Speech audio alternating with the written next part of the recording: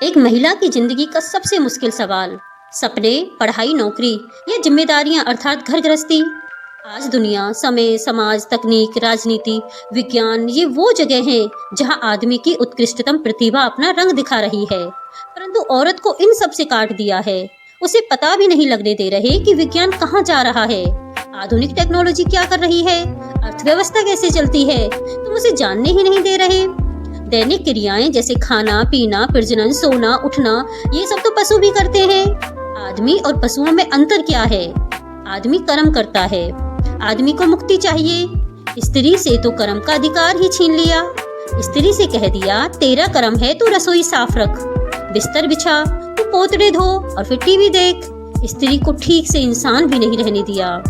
बड़ा शोषण हुआ है और ये बात बच्चियों में बचपन से ही डाल दी जाती है कि तुम्हारा काम है दूसरों की सेवा करना। औरत को कुछ बन तो जाने दो, फिर वो दूसरों की सेवा करेगी ना।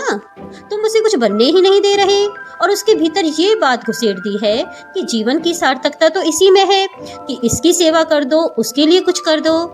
अरे अपना तो निर्माण करिए ना, वो आपका प्रथम दायित्व है। दूसरों को कुछ देना, दूसरों की सेवा करना अच्छी बात है, लेकिन प्रथम दायित्व आपका अपने प्रति है।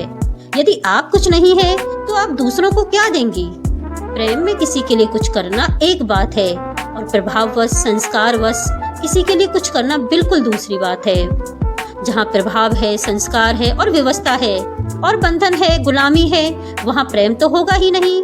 मान लीजिए 40 साल से हमने कुछ नहीं करा, बस घर में झाड़ू पोछा किया, वही लौंग लहसुन की सब्जी। 40 साल से हमने यही करा, अब मान कैसे लें कि हमने पूरी जिंदगी गलत जी और गलत गवा दी? तो फिर जो हमने करा वही हम बेटी से भी कराएंगे और फिर बहू से भी कराएंगे। ये बड़ा खतरनाक, झूठा और घातक तर्क है कि बहू, हमें तुझे कुछ खोट दिखती है क्या? हम तो कभी न गए दफ्तर सफ्तर, हमारे पति काफी थे कमा के लाने के लिए।